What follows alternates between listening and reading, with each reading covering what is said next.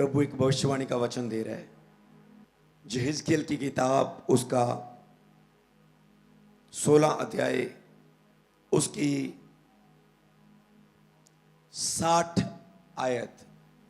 परमेश्वर किसी के लिए बोल रहा है, तो भी मैं तेरे बचपन के दिनों की अपनी वाचा स्मरण करूंगा और तेरे साथ सदा की वाचा बांधूंगा। तो भी मैं तेरे बचपन के दिनों की अपनी वाचा स्मरण करूंगा और तेरे साथ सदा की वाचा बांधूंगा। प्रभु का आत्मा दिखा रहा है कुछ ऐसे लोग जो सोच रहे हैं मेरे पास गिफ्ट थे, मेरे पास वरदान थे, मेरे पास मसा था, मेरे पास उपस्थिति थी, मेरे पास गिफ्ट थे और मैंने उस सबको खो दिया प्रभु से दूर होके। प्रभु कह रहा है उन लोगों से बोल, मैं तेरे बचपन के दिनों की अपनी वाचा स्मरण करूंगा। कहता मैं तेरे साथ जो मैंने वाचा बांधी थी ना, उस समय जो आत्मिक दर्शन तुझे दिए थे, आत्मिक बातें तुझे दी थी, आत्मिक अनुभव, जो बातें परमेश्वर ने हमें दी है कि हम उन्हें जाने, जो बातें मैंने तेरे लिए रखी थी, मैंने तूने बताई थी और तूने सुनी थी। कहता तो भी मैं उन बचपन की तेरे साथ जो बातें की है, वादे की है, याद करता हूं आज और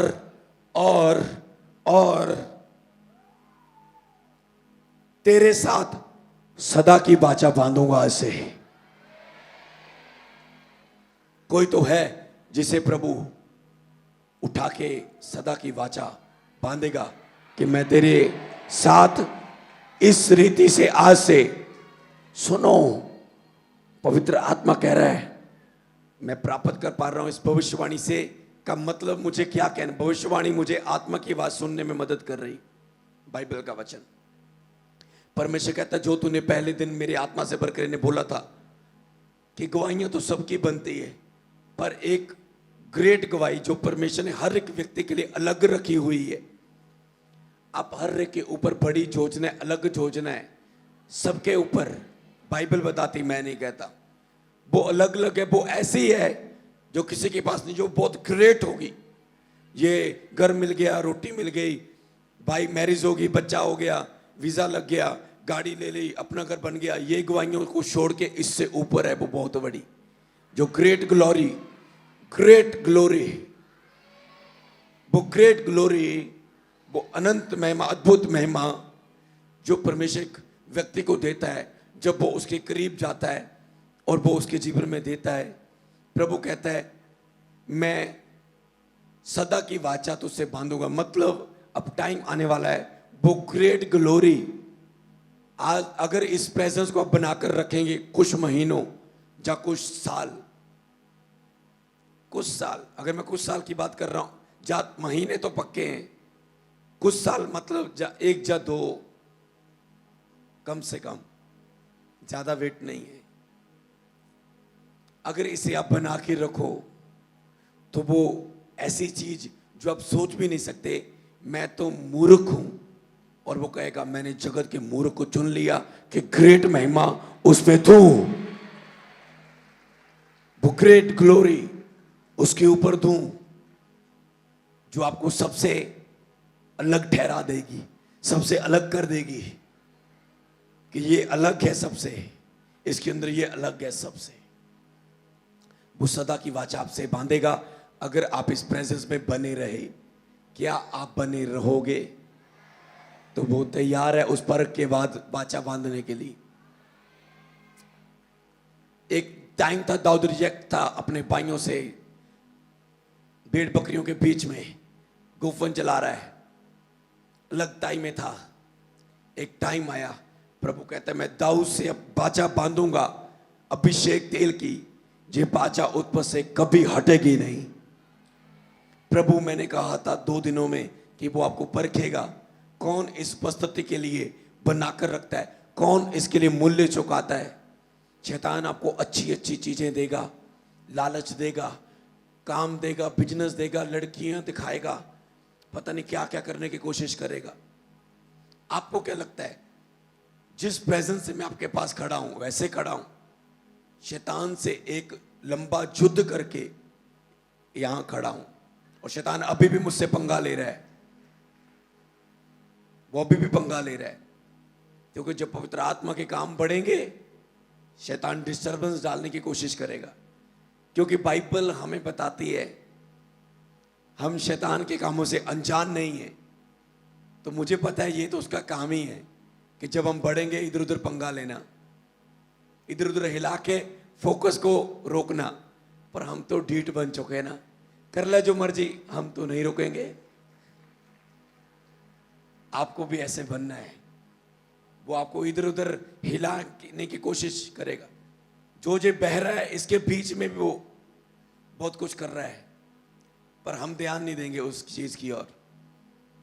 शैतान जितना सुसमाचार रोकेगा, बीते दिनों ने शैतान ने सुसमाचार रोका और चाहा कि हम सब चीजों से ध्यान हटाकर इस आत्मिक स्पर्श को पाने के ध्यान हटाकर हम उस शैतान विरोधियों को जवाब देने के लिए लग जाएं।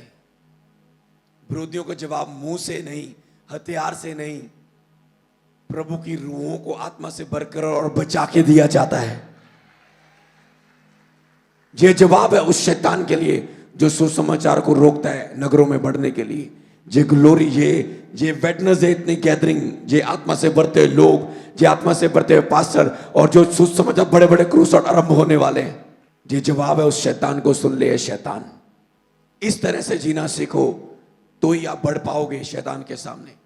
और बिना पवित्र आत्मा के ऐसी दिलेरी कभी नहीं आती, बिना उपस्थिति के ऐसी दिलेरी, ऐसा हयाब, ऐसा आत्मिक डीठपन कभी नहीं आता।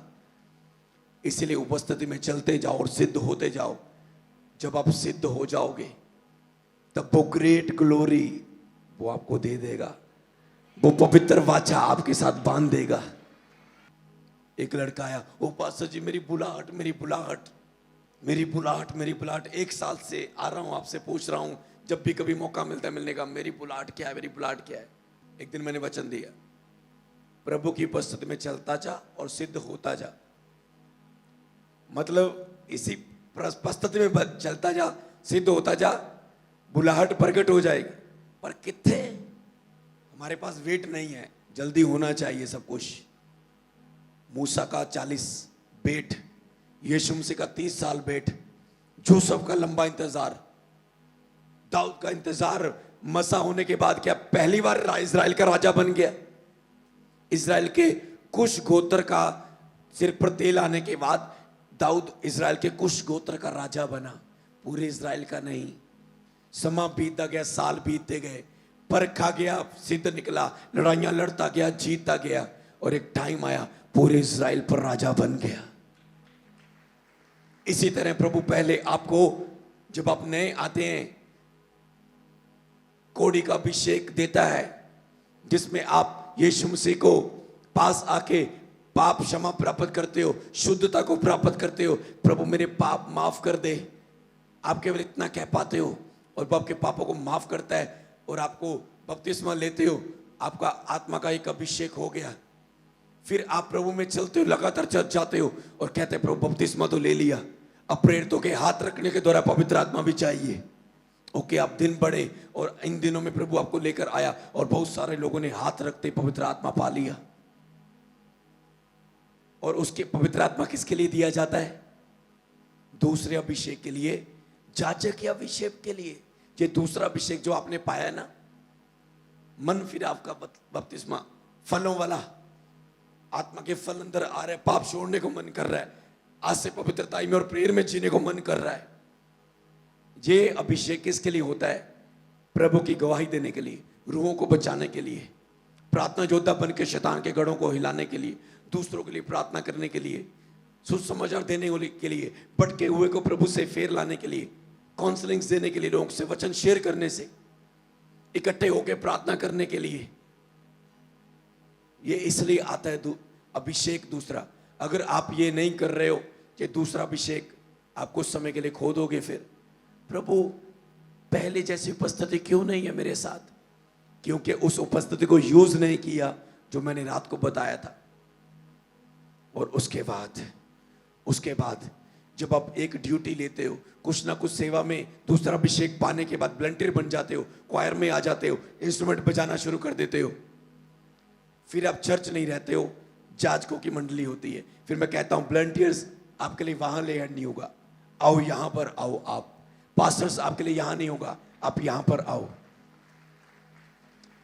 आपको प्रभु एक सेवा में रखता है और फिर आपको एक ड्यूटी देता है, दूसरा अभिषेक आ गया कि तांजो उस पवित्र आत्मा से परिपूर्ण होके आप एक अगुए के सामने या जो भी जहां भी प्रभु ने आपको रखा वहां पर वफादार और ईमानदार बन के दिखा सके।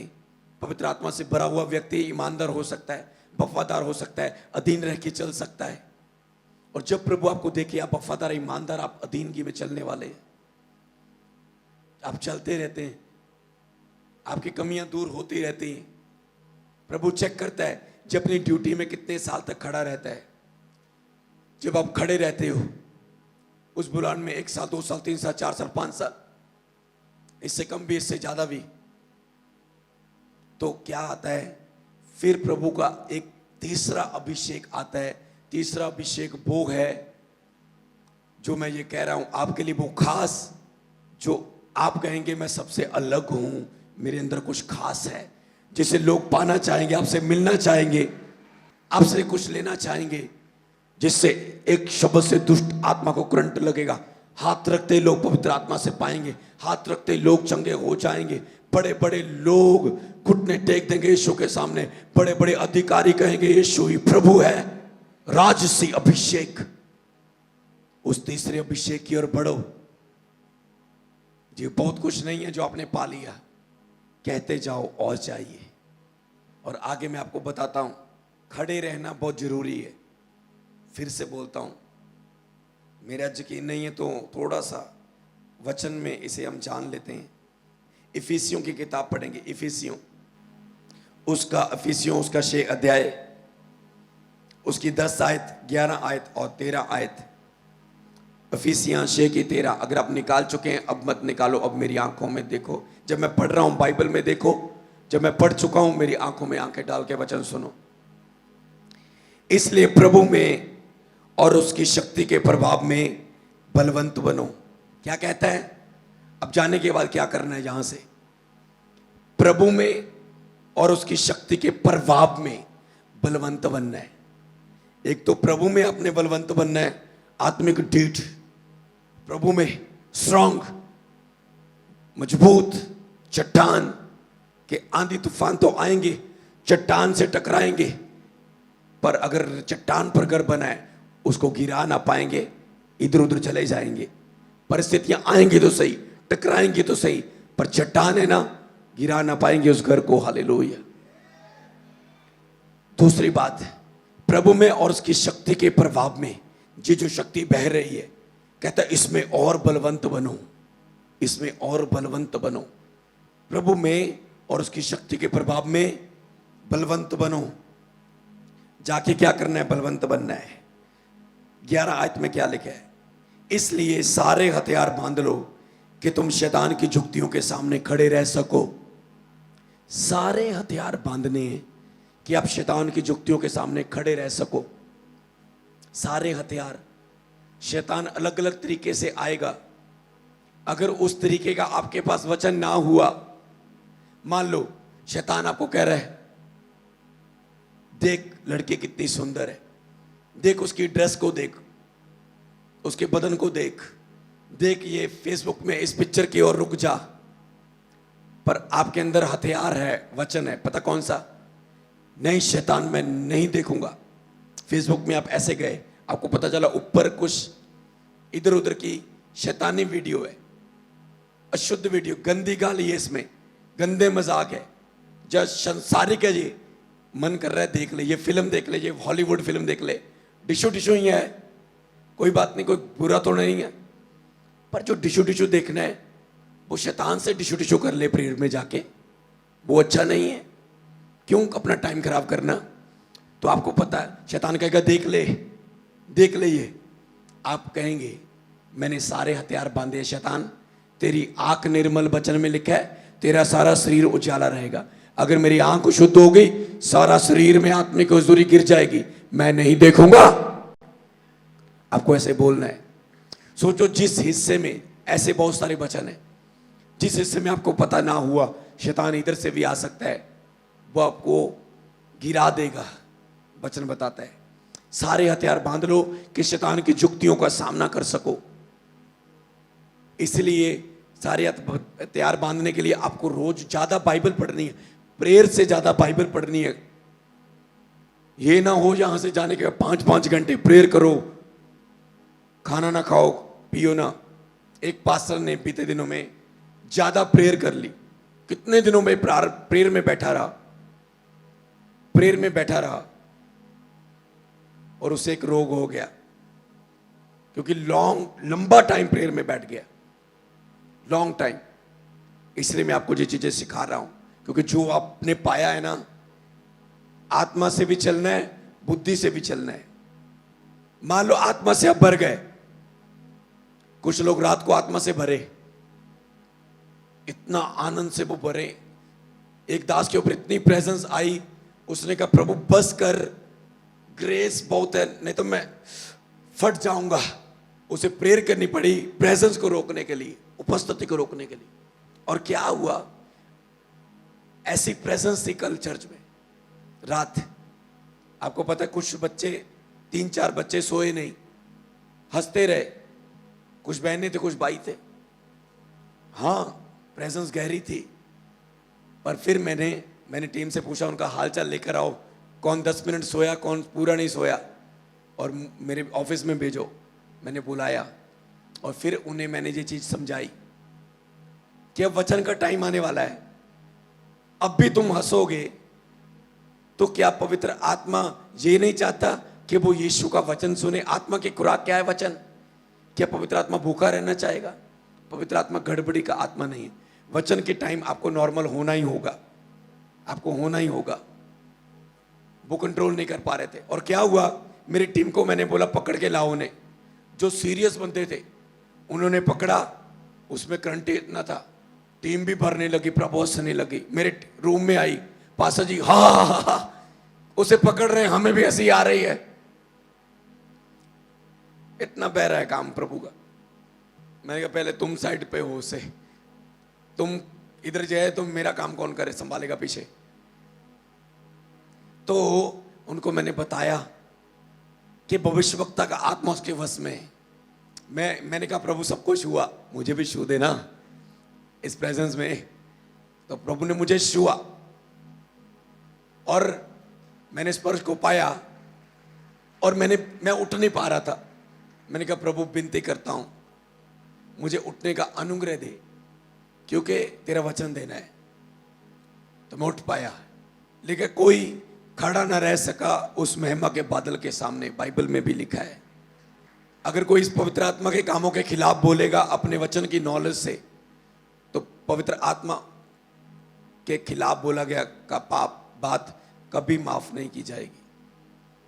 बोलना बोलने दो, पर हम तो आत्मा के काम को करोगे। अगर को बोले ऐसा नहीं होने चाहिए, ऐसा नहीं होना चाहिए, ऐसा नहीं होना चाहिए, ये नहीं पास को कर, ये नहीं, क्योंकि शारीरिक व्यक्ति के लिए आत्मिक बातें मूर्खता की बातें, क्योंकि उसने वो टेस्ट खाया ही नहीं ना। वो क्या जाने उस बर्फी का स्वाद जिसने टेस्ट से नहीं किया खा के। वो कहता है परख के देख मैं कितना भला हूं, धन्य है जो मुझे टेस्ट करता है मेरी हुजूरी में आके। परख के देख, फिर एक बार आके देख मेरी हुजूरी में, तो जान जाएगा। तो कहता है प्रभु भला नहीं है, भला नहीं है। एक बार हुजूरी में मेरे स्पर्श को लेके देख, तो जान जाएगा मैं कितना भला हूं तेरे लिए। यस। अब हुजूर, एक बहन ने गवाही दी, पास्टर जी पवित्र आत्मा ने मुझे स्पर्श किया, पहली बार मैंने पाया। वो अनुभव के बारे में बता रहे। एंड में पता क्या लिखा, काफी दिनों से, मेरे काफी महीनों से, पता नहीं सालों से, पीठ में मेरे बहुत बड़ा एक दर्द था, पेन था। और जब पवित्र आत्मा ने मुझे भरा और वो मेरा पेन भी चला गया, वो मेरा दर्द भी चला गया। उसकी उपस्थिति से भरो, चंगाइयां भी हो जाएंगी, आशीष भी आ जाएंगी, बरकत भी आ जाएंगे, सब कुछ हो जाएगा। हालेलुया। तो इसीलिए तो मैंने कहा आपको कंट्रोलेबल आत्मा मांगना है, वश में कर सकूं, पवित्र भविष्यवक्ता का आत्मा उसमें वश में। कई लोग कहते हैं पास से जब मुझे रोना आता है मैं उस रोने को रोक नहीं पाता हूं, वो घंटों में बदल जाता है। अब कह सकते प्रभु ये शरीर है, ये शरीर है, तूने भी कहा इस मंदिर का ख्याल रखो। प्रभु आज थोड़ा सा ब्रेक, कल यहीं से फिर शुरू होंगे। कह सकते हैं आप देना थोड़ा सा अनुग्रह कि सो जाऊं। हालेलुया। रात को सो रहे, मुझे भी इतना आनंद आ रहा है, अरे पता नहीं कहां से आनंद आ रहा है। पूरे आनंद से सुख की, चैन की, आनंद की नींद पाई। हालेलुया। कि आपने पाई? वाह। तो ये परमेश्वर की उपस्थिति। तो वो कहता है वो जो उपस्थिति आपके पास आती है, फिर वो जो ग्रेस आपके पास आती है, तो आपको क्या करना है? कंट्रोलेबल आत्मा मांगना है। कहता मैं आत्मा से भी गाऊंगा, बुद्धि से भी गाऊंगा, तो बुद्धि भी काम में लानी। ऐसा ना हो आप 7 दिन कमरे में चले जाए, कुछ ना खाए कुछ ना पिए, और उसके बाद आपको पेट का रोग हो जाए और आप फिर 2 महीने के लिए प्रार्थना ना कर पाओ, क्या फायदा हुआ? समझ रहे ना? इसलिए आपको भी इस 3 दिन की फास्टिंग में दोपहर का खाना बोला है। नहीं तो जो हम टोटली सूखा फास्टिंग भी हम कर सकते थे, क्योंकि आपके लिए ये पहली बार है। बाइबल में वैसे लिखा है कि उपवास करो, तुम किसी को बताओ ना, पर उसके पीछे कारण है, क्योंकि प्रभु मन को देखता है, बात को नहीं। उस विषय में कारण क्या है? कल मैं लोगों को बता रहा था, मैंने कहा आपने अगर 3 उपवास रखे, मैंने 33 उपवास रखे, जो आपके चल रहे हैं, मेरे जी कंटिन्यू है, और आपसे पहले काफी दिन पहले मैं से शुरू कर चुका हूं। मैं इसलिए बता रहा हूं पास्टर्स, अगर आप चाहते प्रभु आपको उपयोग करे अद्भुत रीति से, यही भेद है, यही सीक्रेट है, और कुछ नहीं। हालेलुया। और आत्मा की सुन के करो। तो इसीलिए आपको हर चीज में बुद्धि बरतनी है, ओवर स्पिरिचुअल नहीं होना। अगुवाई में रहो। कुछ प्रश्न बनते हैं, आपको लगता है मैं कंफ्यूज हूं, जल्दबाजी मत करो, हाथ रख दूं इस पर, ये कर दूं, गड़बड़ी मत डालना, क्योंकि प्रभु का आत्मा ऐसा नहीं चाहता। अगर आपको कुछ कंफ्यूजन हो रही है, नहीं पास्टर जी अंदर से आ रहा है, पर वचन कह रहा है शीघ्र नहीं रखना हाथ, ज्यादा ही कुछ कंफ्यूजन हो रही है, तो आप संडे जब भी चर्च में आते हैं, वेडनेसडे आ रहे, अपना प्रश्न लिख के उस पीछे एक पेपर लो, उसमें अपना प्रश्न नाम पूरा फॉर्म भरो, वो बॉक्स वो टीम आपको साइड में दे देगी, पर्सनल लिखो, और एक बॉक्स होगा उसमें डाल दिया करो। हर हफ्ते बाद मैं पढ़ा करूंगा, और अगर प्रभु ने चाहा लाइव हो कि या किसी भी रीति में उन बातों का जवाब दिया करूंगा। हालेलुया। आपको वचन में बढ़ना है। हर बुधवार आपको चर्च आना है, ताकि आप सीख सको खड़े रहने के लिए। अगर 3 घंटे प्रेयर कर रहे हो, 3 घंटे वचन भी पढ़ना है। 2 घंटे प्रेयर कर रहे हो, 2 घंटे वचन भी पढ़ना है। ज्यादा प्रेयर करोगे ओवर स्पिरिचुअल हो जाओगे। अकेला बाइबल ज्यादा पढ़ोगे, ज्ञान वाले प्रचारक बन जाओगे, सामर्थ और स्पर्श वाले होली स्पिरिट वाले प्रचारक नहीं बनोगे। अकेले ज्ञान वाले प्रचारक रह जाओगे, बाइबल से कुछ आयतें ली और सिखा दिया, आत्मा की सामर्थ का और परिणाम ना होगा। इसीलिए इसे मेंटेन करना है आपने। पवित्र आत्मा हमारे बीच में, तो ये कहता है शैतान की जुक्तियों से अनजान ना रहो, इसलिए वचन में बढ़ना है। सबसे लास्ट बात यही बोलता हूं, अगर खड़े रहना चाहते हो इस हुजूरी के साथ, प्रेयर और वचन, वचन ज्यादा जरूरी है, क्योंकि प्रेयर तो अब आप कर ही पाओगे, प्रार्थना का आत्मा आप पे आ चुका है। अब आपको प्रेयर में बैठ के जोर लगाने की जरूरत नहीं पड़ेगी। आप बैठेंगे, अंदर तो आनंद से भरा हुआ है, प्रेयर शुरू हो जाएगी। हालेलुया। प्रेयर करना कोई भक्ति नहीं है, 10 बार यीशु यीशु बोल ली जाओ, या एक पेपर लेके बोलते जाओ, वो आपकी हेल्प करने के लिए कि आप आगे की सीढ़ी पर जा सको। प्रेयर है पिता से बातें करना। प्रेयर ये नहीं है पिता को सुनाना, ये चाहिए वो चाहिए, ये कर दे वो कर दे, ये कर दे, ये हो जाए ये हो जाए। प्रेयर है कुछ आपने बोला, कुछ उसने बोला, इसके लिए प्रार्थना कर। कुछ आपने बोला, कुछ उसने बोला, ये पाप दूर कर। कुछ आपने बोला, कुछ उसने बोला, मैं तुझे ऐसे उपयोग करूंगा। कुछ आपने बोला और कुछ उसने बोला। अलर्ट हो जा, शैतान इधर से आने वाला है। कुछ आपने बोला, समझ रहे हो? प्रेयर करना ये है कि आप वो बातों को जानो जो परमेश्वर ने आपके लिए रखी है। आप उन बातों को जानो जो प्रभु ने आपके लिए दी है, रखी है। तो इसीलिए शैतान की जुक्तियों से अनजान ना रहना, वचन में बढ़ना ताकि जो आपको बढ़ा सके। और हमने 13 आयत को पढ़ेंगे इसकी। इसमें लिखा है, इसलिए परमेश्वर के सारे हथियार बांध लो कि तुम बुरे दिनों में सामना कर सको और सब कुछ पूरा करके वाह स्थिर रह सको। कहते सारे हथियार, सारे वचन बाइबल में याद कर लो, सारे वचन मनन कर लो, पवित्रता में, प्रेयर में, मसा के, खड़े रहने के, उपस्थिति के, आराधना कैसे होती है, प्रार्थना कैसे होती है, सारी वचन मनन कर लो। इसलिए कि परमेश्वर के सारे हथियार बांध लो कि तुम बुरे दिन में का सामना कर सको। शैतान जब रुकावटें डाले आपका मसा चुराने के लिए, आपकी प्रेयर लाइफ चुराने के लिए, आप उसका बुरे दिनों का सामना कर सको और सब कुछ पूरा करके खड़े रह सको, स्थिर रह सको। जब आप सब कुछ ये पूरा करेंगे फिर आप स्थिर हो जाएंगे। और फिर शैतान देखेगा ये आत्मिक डीठ है, इससे टाइम वेस्ट करना, इसको छेड़ूंगा, भागता भागता पीछे पूंछ में आग लगा के भेजेगा अगर इसे छेड़ूंगा। और आप देखेंगे आप बिना किसी रुकावट के फिर विदारी रिवाइवल आग लगाते जाओगे अपने नगरों में, देशों में। याद है ना, शैतान एक बार आएगा, 2 बार आएगा, 3 बार आएगा, इतना ही है उसके ऊपर बस। उसके बाद भागना पड़ेगा, स्वर्गदूत सेवा करेंगे। अय्यूब के पास पहला सब कुछ खो दिया, एक लिया, 2 लिया, 3 चीजें ली, उसके बाद दुगना आ गया। लिमिट है उसकी, चला जाएगा वो जब आप स्थिर होंगे।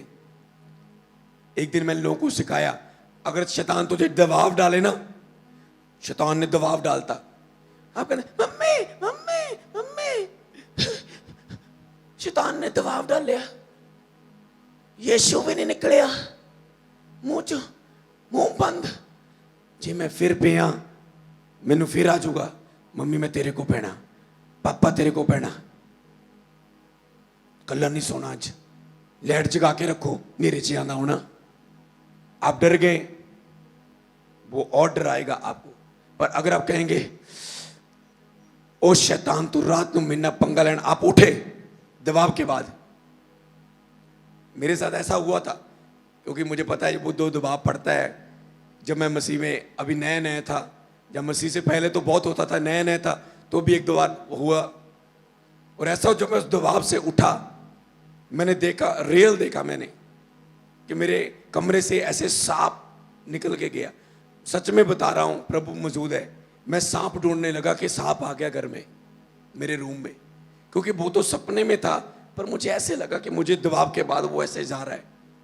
पर मैं उठा बिस्तर पे, टेके घुटने पीछे से, मैंने कहा fire fire fire fire fire, आ ले पूछ पे आग, पूछ पे आग ले, तू आग ले, फायर फायर। आगे आगे से आने का पंगा लाने ना, उसे पता इसको छेड़ा, आग दी इसने, डर के भागा नहीं। आगे से नहीं, कौन आग पंगा लेगा, कौन अपनी बेइज्जती करवाएगा। हालेलुया। ऐसे ढीठ बनो आत्मिक, डरपोक मत बनो, क्योंकि डरपोक परमेश्वर के राज्य के वारिस ना होंगे। मजबूत बनो। हालेलुया।